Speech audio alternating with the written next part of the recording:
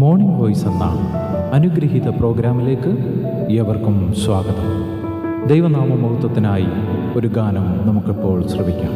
ഞാൻ എന്തിനാകുലനായിടുന്നുലകിൽ കാവലിനുണ്ടുലകാധിപതേ, താൻ എൻ്റെ താതനും ഞാൻ അവൻ മകനും ആകയാൽ ഭാഗ്യവാൻ ഞാൻ, ആകയാൽ ഭാഗ്യവാൻ ഞാൻ. ഞാൻ എന്തിനാകുലനായിടുന്നുലകിൽ കാവലിനുണ്ടുലകാധിപതി, താൻ എൻ്റെ താതനും ഞാൻ അവൻ മകനും ആകയാൽ ഭാഗ്യവാൻ ഞാൻ, ആകയാൽ ഭാഗ്യവാൻ ഞാൻ. ഇന്ന് വചനത്തിൽ നിന്ന് നമ്മോട് സംസാരിക്കുന്നത് കർത്താവിൻ്റെ ശ്രേഷ്ഠദാസൻ വിനോദ് തോമസ് കോട്ടയം. പ്രാർത്ഥനയോടെ ധ്യാന ചിന്തകൾ നമുക്ക് ശ്രവിക്കാം. ദൈവനാമത്തിന് മഹത്വം. മോർണിംഗ് വോയിസിലൂടെ ദൈവനെ ശ്രവിക്കുന്ന എല്ലാ ബഹുമാന്യ സ്നേഹിതർക്കും കർത്താവായ യേശു ക്രിസ്തുവിന്റെ നാമത്തിലുള്ള സ്നേഹവന്ദനം, പ്രഭാതവന്ദനം. 1 പത്രോസ് അതിൻ്റെ 1-ാം അധ്യായത്തിന്റെ 23 മുതൽ വായിക്കുക, 25 വരെ. കെടുന്ന ബീജത്താലല്ല, കെടാത്തതിനാൽ ജീവനുള്ള നിലനിൽക്കുന്നതുമായ ദൈവവചനത്താൽ തന്നെ നിങ്ങൾ വീണ്ടും ജനിച്ചിരിക്കുന്നു. സകല ജഡവും പുല്ലുപോലെയും അതിന്റെ ഭംഗിയെല്ലാം പുല്ലിന്റെ പൂ പോലെയും ആകുന്നു. പുല്ലുവാടി പൂതിർന്നു പോയി, കർത്താവിന്റെ വചനമോ എന്നേക്കും നിലനിൽക്കുന്നു. അതാകുന്നു നിങ്ങളോട് പ്രസംഗിച്ച വചനം. ഹൃദയപൂർവ്വം അന്യോന്യം ഉറ്റു സ്നേഹിപ്പാൻ 22-ാം വാക്യത്തിൽ പറയുകയാണ്. അതെങ്ങനെ സാധിക്കും? അതിന്റെ കാരണം പറയുകയാണ്, നിങ്ങൾക്കൊരു വീണ്ടും ജന്മം ലഭിച്ചതുകൊണ്ട് സാധിക്കും. ആ വീണ്ടും ജന്മം നിങ്ങളെ ഹൃദയപൂർവ്വം ഉറ്റി സ്നേഹിപ്പാൻ സഹായിക്കുന്നതാണ്. അഥവാ വീണ്ടും ജന്മം പ്രാപിക്കുന്നവർക്കാണ് ഹൃദയപൂർവ്വം ഉറ്റി സ്നേഹിപ്പാൻ കഴിയുന്നത്. ഇനി വീണ്ടും ജനനത്തിന്റെ ശ്രേഷ്ഠതയെക്കുറിച്ച് പറയുകയാണ്. ഈ വീണ്ടും ജനനം ഈ ലോകത്തിലെ ജനനത്തെക്കാൾ ശ്രേഷ്ഠമാണ്. ഈ ലോകത്തിലെ ജനനം ജീവനുള്ളതാണെങ്കിലും അത് നിലനിൽക്കുന്നതല്ല. മരണം മൂലം ഈ ലോകത്ത് നിന്ന് മാറ്റപ്പെടണം. എന്നാൽ ദൈവവചനത്താൽ നാം വീണ്ടും ജനിക്കുമ്പോൾ അത് ജീവനുള്ളതും നിലനിൽക്കുന്നതുമാണ്. എന്ന് പറഞ്ഞാൽ നമ്മളെ വീണ്ടും ജനിപ്പിച്ച നമ്മുടെ പ്രത്യേകതയല്ല, നമ്മുടെ ശ്രേഷ്ഠതയല്ല. നാം ഈ ലോകത്തിലെ സ്വാഭാവിക ജനനം മൂലം നമ്മൾ മരണത്താൽ മാറ്റപ്പെട്ടു പോകേണ്ടവരാണ്. എന്നാൽ നമുക്ക് വീണ്ടും ജനനം ലഭിച്ചിരിക്കുന്ന ദൈവവചനത്തിന്റെ ശ്രേഷ്ഠതയാണ് നമ്മുടെ വീണ്ടും ജനനത്തിന്റെ ശ്രേഷ്ഠത.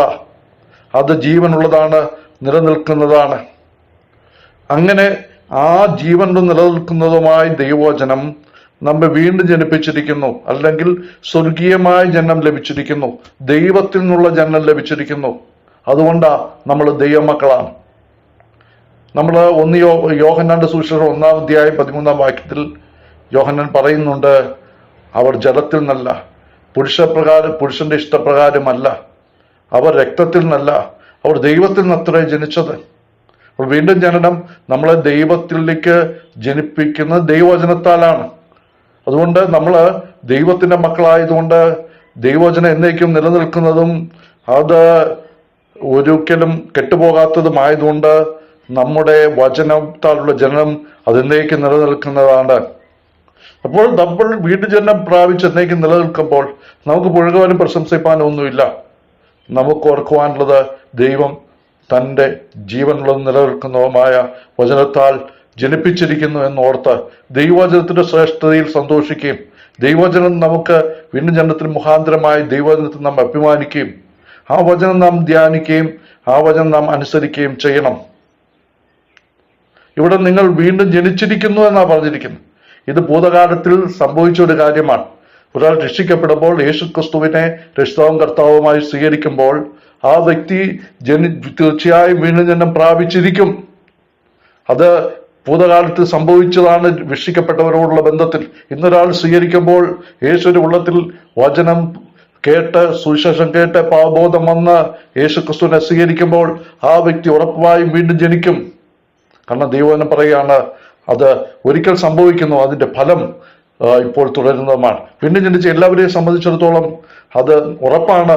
അതുകൊണ്ട് സംശയിക്കേണ്ട, വീണ്ടും ജന്മം പ്രാപിച്ചവരാണ്. മാത്രമല്ല, ഇങ്ങനെ വീണ്ടും ജന്മം പ്രാപിച്ചതുകൊണ്ട് വീണ്ടും ജന്മം പ്രാപിക്കാത്തവരുടെ അവസ്ഥയെക്കുറിച്ച് പറയുകയാണ്. സകല ജഡവും പുല്ലുപോലെയും അതിന്റെ ഭംഗിയെല്ലാം പുല്ലിന്റെ പൂ പോലെയും ആവുന്നു.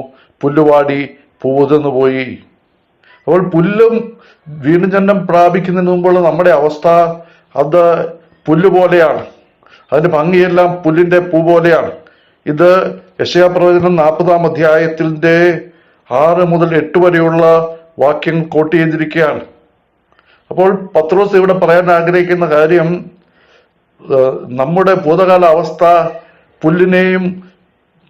പുല്ലിന്റെ പൂ പോലെയുള്ളൂ. എപ്പോഴും വാടി, സൂര്യൻ ഉദിക്കുമ്പോൾ അത് വാടി കൊഴിഞ്ഞു പോകുന്നതാണ്. എന്നാൽ ദൈവവചനം സ്വീകരിപ്പാനിടയായത് മൂലം നമുക്ക് എന്നേക്കും നിലനിൽക്കുവാനായിട്ട് സാധിക്കുന്നു എന്നുള്ളതാണ്. അപ്പോൾ ദൈവവചനം സ്വീകരിച്ച് രക്ഷിക്കപ്പെടാത്തവരുടെ അവസ്ഥ പുല്ലുപോലെയും അതിന്റെ ഭംഗിയെല്ലാം പുല്ലിന്റെ പൂ പോലെ ഉള്ളൂ എന്ന് മനസ്സിലാക്കുക. അതുകൊണ്ട് എത്രയും വേഗം യേശു കർത്താവിന്റെ ഹൃദയത്തിലേക്ക് രക്ഷിതാവും കർത്താവുമായി സ്വീകരിച്ച് വീണ്ടും ജന്മം പ്രാപിക്കുക. അല്ലെങ്കിൽ ഒരു ദിവസം ഈ പുല്ല് വാടിപ്പോകുന്നത് പോലെ, പൂ ഉതിർന്നു പോകുന്നത് പോലെ പോകും. പിന്നെ രക്ഷയ്ക്കുള്ള അവസരമില്ല എന്നോർക്കുക. അങ്ങനെ ഈ പുല്ലിന് സമാനമായിരുന്ന, പൂവിന് സമാനമായിരുന്ന നമ്മളെ നിത്യമായി നിലനിൽക്കുന്ന, നിത്യകാലം ജീവിക്കുവാൻ നമ്മളെ രൂപാന്തരപ്പെടുത്തിയ ദൈവവചനം, അതിൽ നാം അഭിമാനിക്കണം. അത് ദൈവവചനത്താൽ മാത്രമേ സാധിക്കത്തുള്ളൂ എന്ന് നമുക്ക് ഓർത്ത് ആ ദൈവവചനത്തിൽ നമുക്ക് സന്തോഷിക്കാം. മാത്രമല്ല, എന്നേക്കും നിലനിൽക്കുന്നു. കർത്താവിന്റെ വചനമോ എന്നേക്കും നിലനിൽക്കുന്നു. അതാകുന്നു നിങ്ങളോട് പ്രസംഗിച്ച വചനം. ഈ വചനം എന്നേക്കും നിലനിൽക്കുകയാണ് എന്ന് പറഞ്ഞാൽ, ഈ വചനത്താൽ വീണ്ടും ജനിച്ചവന് നിത്യജീവനുണ്ട്. അവൻ മരണത്തിൽ നിന്ന് ജീവനിലേക്ക് കടന്നിരിക്കുന്നു. അവൻ മരിച്ചാലും ജീവിക്കും. ജീവിച്ചിരുന്നവൻ മരിച്ചാൽ വരാൻ പോകുന്ന 2ാമത്തെ മരണമായ നരകത്തിൽ നിന്ന് അവൻ രക്ഷ പ്രാപിക്കും. അപ്പോൾ അവന്റെ ജീവിതത്തിൽ രൂപാന്തരം ഉണ്ടാകും. സൗത്ത് പസഫിക്കിലെ പാക്ടാൻ ഐലൻഡില് ചില ആളുകൾ ജീവിക്കാൻ പോയി. അവിടെ ശൂന്യമായ ഒരു ദ്വീപായിരുന്നു. അവിടെ കുറെ ആളുകൾ പോയി. എന്നാൽ അവരുടെ അധാർമിക ജീവിതവും അവരുടെ അന്യോന്യമുള്ളതായ പ്രതികാര നിമിത്തം അവരിൽ അനേകം പേര് മരിച്ചു. അവസാനം ഒരു വ്യക്തിയും, ഒരു ജോൺ ആഡംസ് എന്ന് തോന്നുന്ന ഒരു വ്യക്തിയും, ഒരു പുരുഷനും 10 സ്ത്രീകളും കുറച്ച് കുഞ്ഞുങ്ങളും മാത്രം ശേഷിച്ചു. എന്നാൽ ഈ പുരുഷൻ അവർ വന്നതായ ആ കപ്പലിൽ കൊണ്ടുവന്ന സാധനങ്ങളുടെ ഒരു ബൈബിള് കണ്ടെത്തുവാനിടയായി, ദൈവത്തിന്റെ വചനം കണ്ടെത്തുവാനിടയായി. അദ്ദേഹം വായിച്ചു. അത് അദ്ദേഹത്തിന്റെ ജീവിതത്തെ രൂപാന്തരപ്പെടുത്തി. അദ്ദേഹം ആ ദ്വീപിലുണ്ടായിരുന്ന ബാക്കിയുള്ളവരോട് അവരെ വചനം പ്രസംഗിച്ചു, വചനം കേൾപ്പിച്ചു. അവരെല്ലാം അതിൽ രൂപാന്തരപ്പെട്ടു. 1808 ഒരു കപ്പൽ ആ ദ്വീപിലടുത്തു. ആ ദ്വീപിലടുത്തപ്പോൾ, ആ ദ്വീപിലേക്ക് അവർ ഇറങ്ങിച്ചെന്നപ്പോൾ, ആ ദ്വീപിൽ അവർ കണ്ട കാഴ്ച 35ഓളം ക്രിസ്തീയ വിശ്വാസികളായി കർത്താവിനെ ആരാധിക്കുന്ന ദൈവമക്കളെ കാണുവാൻ ഇടയായി. നോക്കുക, ഏറ്റവും അധാർമിക ജീവൻ നയിച്ചതായ ആ ദ്വീപില് ഉള്ള ആളുകളെ രൂപാന്തരപ്പെടുത്തിയ ദൈവത്തിന്റെ വചനമാണ്. അതുകൊണ്ട് എന്ത് ചെയ്യണം? എന്നേക്കും നിലനിൽക്കുന്ന വചനത്തിന് മാത്രമേ നമ്മുടെ ജീവിതത്തെ വചനം വായിക്കുക, ധ്യാനിക്കുക. അതാവുന്നു നിങ്ങളോട് പ്രസംഗിച്ച വചനം. പ്രിയപ്പെട്ടവരെ, ഈ വചനത്തിന് മാത്രമേ മറ്റുള്ളവരെ രൂപാന്തരപ്പെടുത്താൻ കഴിയൂ എന്ന് മനസ്സിലാക്കി ഈ വചനം വിശ്വസിക്കണം, വചനം അനുസരിക്കണം, വചനം പ്രസംഗിക്കണം. അങ്ങനെ വരുമ്പോൾ പുല്ലിന് സമാനമായ പൂ പോലെ വാടിപ്പോകുന്ന ആളുകൾക്ക് ദൈവവചനത്താൽ എന്നേക്കും നിലനിൽക്കാൻ കഴിയും എന്നുള്ളതാണ് നമുക്ക് മനസ്സിലാക്കാൻ കഴിയുന്ന കാര്യം. ഈ ദൈവത്തിന്റെ വചനം വായിച്ച്, ധ്യാനിച്ച്, ദൈവവചനം പ്രമാണിച്ച് നമ്മുടെ ജീവിതത്തെ ധന്യമാക്കാം. ദൈവത്തിന്റെ ആത്മാവ് നമ്മെ സഹായിക്കുമാറാകട്ടെ. ഇതുവരെ ഞങ്ങളെ ശ്രദ്ധിച്ച എല്ലാവർക്കും വീണ്ടും വരുന്ന കർത്താവിന്റെ വിശുദ്ധമായ യേശുക്രിസ്തുവിന്റെ നാമത്തിൽ ഞങ്ങളുടെ സ്നേഹവന്ദനം അറിയിക്കുന്നു. കർത്താവ് നമ്മളെല്ലാവരെയും അനുഗ്രഹിക്കുമാറാകട്ടെ. ആമേൻ.